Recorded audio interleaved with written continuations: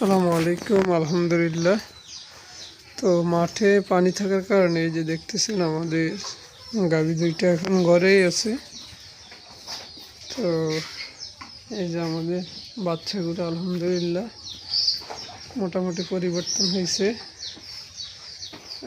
গাভীগুলো একটু শুকাইছে, তবে ঠিক হয়ে যাবে ইনশাল্লাহ। আর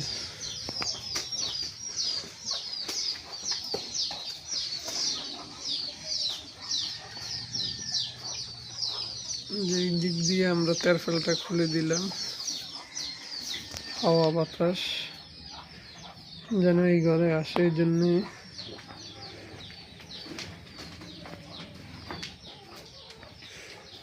তো সবাই আমাদের জন্য দোয়া করবেন, আল্লাহ যেন বন্যা থেকে আমাদেরকে হেফাজত করে। তো আমাকে দেখে তারা আক্কা দিতেছে। তো যাই হোক, সবাই ভালো থাকবেন। আসসালামু আলাইকুম।